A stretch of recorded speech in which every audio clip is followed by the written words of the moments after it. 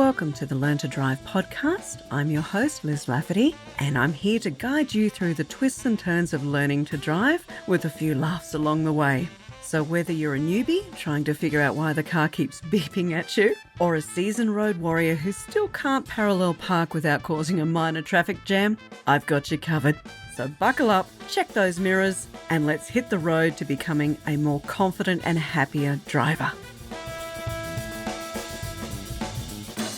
Hello and welcome to the Art of Confident Driving. I hope you're all doing well. Now today we're diving into the world of petrol saving myths. The tips that your uncle swears by, the hacks you've seen on TikTok, and the things people have been repeating since the 90s. Now some of them sound clever, but most of them are not true. So let's bust the big ones and talk about what really does save fuel. Alright, so let's go with one of the biggest myths, that coasting in neutral saves fuel. Now, I learnt about this a long time ago from my stepfather, who caught me doing it when I was going down a very big hill. I whacked her into neutral, and he said, "What are you doing that for?" And I said, "Oh, because I've heard it saves fuel." Well, he said, "Of course, A, it's not going to save fuel, but more importantly, you're actually losing control of your car." So yeah, I know that people think that rolling down a hill in neutral is basically free fuel, but in reality, modern cars already cut fuel to almost zero when you're coasting in gear. Not all, but a lot. Now, also, as I said, coasting in neutral reduces your control, so you have a slower response time, and in some places it's actually illegal. So it doesn't save fuel, and yes, it actually makes you a less safe driver. Another one I heard many times is warming up the car saves fuel. Now, unless you're driving a 1970s carburetor dinosaur, you don't need to warm up the engine. Modern engines are designed to be driven gently from cold. So if you just drive her gently, right, whatever vehicle you're in, they've all got automatic chokes. Those of you who are old enough to know what a choke is and know that nice little burny that you get on your fingers when you got it wrong. Yeah, but these days, the modern cars, they're all great. They can do that for you. So sitting idling, it does waste fuel, and yes, it does annoy your neighbours. So please, let's not warm up. Let's just drive the car smoothly and calmly until she warms up on her own. All right, another one, aircon uses less fuel than open windows. Now, yeah, not always. So at low speeds, open windows are fine. But at higher speeds, and I'll just put a number on it, let's say 80. At 80 kilometres an hour, the drag becomes a problem and the aircon is actually more efficient. So the other thing you could be thinking about doing if you're trying to save a little bit of fuel is use the recirculate mode on your air conditioning unit. So that means you're not getting fresh air from outside, it's recycling the air that's inside, so therefore the inside of the car will stay cooler, especially if you're in Australia. Hello, Tasmania. Yes, I know you want it a bit warmer, but hey, you guys are good. All right, another one is cruise control always saves fuel. Well, that is incorrect. Cruise control will absolutely save you fuel if you're on a flat road. And highways, of course. But on a hilly road, it can over-accelerate to maintain speed, and therefore it will burn more fuel than a human with a lovely, gentle foot. So please, use it in a clever way. Use it when you're on flat or reasonably flat surfaces. Don't be doing it on big hills and bends. It won't help you. So another myth is bigger cars always use more fuel. Now, that myth is not necessarily correct.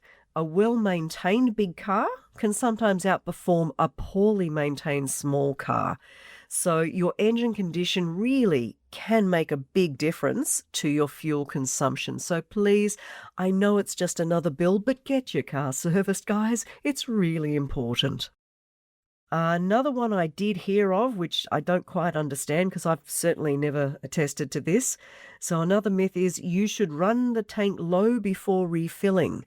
So I've been lucky to have been taught by some amazing good drivers, safe drivers, and drivers who take very good care of their cars. And they've always told me never let the petrol get too low in the tank.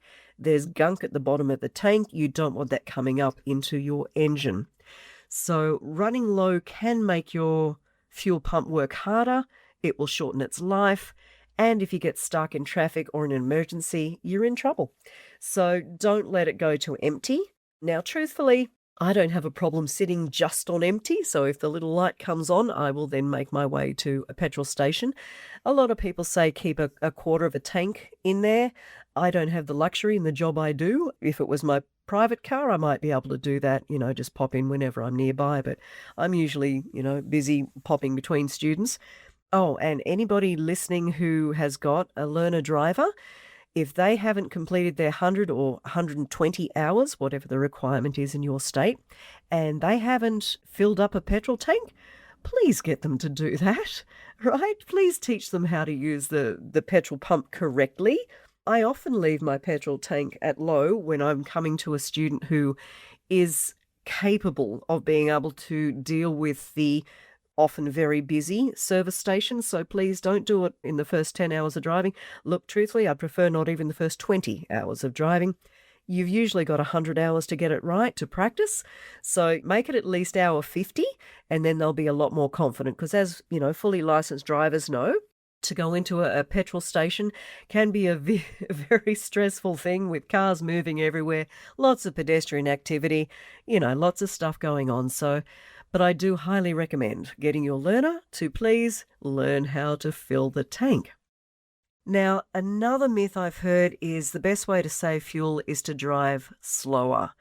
This is not correct either. Driving smoothly is what saves fuel. So I'll give you some really good tips about what does work. Just constantly driving slowly won't be the one of them, okay?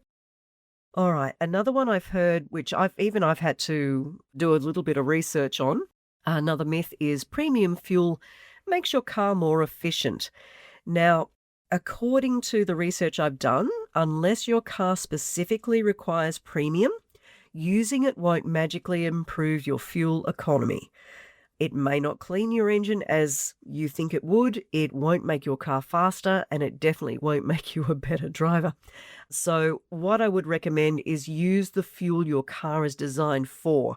Now, if you're not certain, A, it's in your manual, which will be in your glove box, or if you open your petrol cap, the information will be on the inside of the petrol cap. It'll tell you exactly what petrol your car needs. Okay, another myth I've heard is filling up at night gives you more petrol.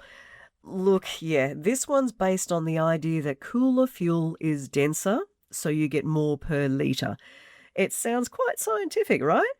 Except petrol stations store fuel underground, where the temperature barely changes. Now, admittedly, in Australia, we can get pretty hot. So if it's on a really, one of our heat wave days, okay, maybe that myth might have some basis to it. But look, in all truthfulness, whether it's 6 a.m. or 6 p.m., you're pretty much getting the same stuff. So, don't be afraid to fill up whenever you're conveniently near something. All right, so we've busted some of those myths that we've heard for many, many years. Now let's get on to things that actually do work to save you with your petrol, especially when it's expensive. So the first thing you can do is have smooth and predictable driving. So the more you accelerate and brake, the more often you do it, and more importantly, the harder you do it, that's when you're going to start wasting petrol. Okay, so don't leave it for the last second to brake. Don't slam your foot down on the accelerator to take off quick at a set of lights. Smooth driving. Pretend you're a limo driver, guys. Seriously, that's what I often get my students to do. You want to have a lovely smooth drive, and that will help you save on petrol. Efficient speed. So again, I did speak that, or one of the myths was going slower is better. Actually, most cars are most efficient around 70 to 90 kilometres an hour on an open road. Now, of course, in the back streets, there's no way we can do that in suburban roads. Please obey the road rules at all times, including, most especially, the speed limits. But if you're trying to save on fuel on an open road, which let's say has a 100 kilometres zone, and you're sitting at 80 to try and conserve your fuel, that's not a bad idea, but it's also going to take you an awful lot longer to get to the petrol station. So I wouldn't recommend it. You may as well do close to the speed limit because, yeah, you're not saving that much in petrol. Having said that, at the 110, you do get a lot of wind resistance and the fuel economy will drop. But you've got to weigh it up with, time factors and things like that. Using higher gear sooner. So in manual cars, shift up early without labouring the engine. And in an automatic, of course, you ease off the throttle, ease off the accelerator slightly to encourage an early upshift. So again, the longer you keep your foot down and hard, the more the automatic gearbox will say, oh, you want power, so I'll stay in the lower gears. All right, so again, just smooth. Smooth will save you. Lightening the load. Folks, this does my head in. I cannot understand why people have large, heavy items in their vehicle when it's not necessary. If you don't need that pack of 24-litre waters sitting in the back of the car, well, don't have it. If you don't need your roof racks, don't have them. Even a bull bar, if you're not absolutely in need of it, well, take it off. What about the tow bar? Again, all of that adds weight. Weight equals fuel usage.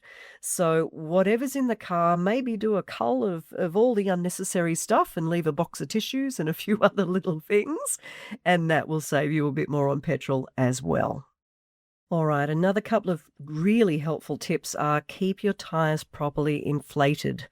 Underinflated tyres increase rolling resistance, again, dragging the car, making it slower. So please make sure you check your tyre pressures regularly. Make sure your tread is good. Also plan your trips. So, lots of little trips, they don't allow the engine to warm up properly. They don't allow efficient use of your mileage. So please, if you're going to do picking up the kids at school, shopping, dropping off, some dry cleaning, whatever the case may be, do all three in one go. Don't just do 3 little trips. Get the idea? So try and plan your time wisely when it comes to doing those errands and messages. You could also obviously avoid peak hour. I know it's obvious, but if you've got a choice of a day off to go see your doctor at 9 a.m. or go see your doctor at 11, choose 11. You can also use apps to find out where the traffic is and to hopefully dodge any of the build-up. So again, there's Google Maps and Waze. I think there's a few others in different countries. So, check them out, see what else you've got there. Maintain your car is also, again, I've mentioned it before, a well-maintained car will actually, help you save on fuel. A poorly maintained engine can use 10 to 20% more fuel. I know, it's shocking, 10 to 20%. Well, this is the research I've done. So that's what they say. But look, guys, the point is the more smooth you are, the less trips you can take, and the more care you take with your car will all add up in the end to more fuel-efficient driving. And of course, a much happier wallet in our pockets. So please take care when you're out there. Be kind to one another, be courteous, and try and always, I would recommend checking out the price of petrol in the area. Don't just go to the nearest petrol station. It might be 20 cents more than the guy down the road. So do your research. Check out the app, see who's cheapest in the area. But look, again, let's just take our time. Let's not rush. When we rush, we're going to be accelerating harder. We're going to be braking harder. That will, of course, cause petrol to be used quicker. So let's just take it easy, be kind to one another, relax, enjoy the drive, and I'll catch you next time. Stay safe, everybody. And my full driving lessons are available on Apple Podcasts and the artofconfidentdriving.com website, where you'll get access to instructional videos. Remember to relax and enjoy the drive. See you next time.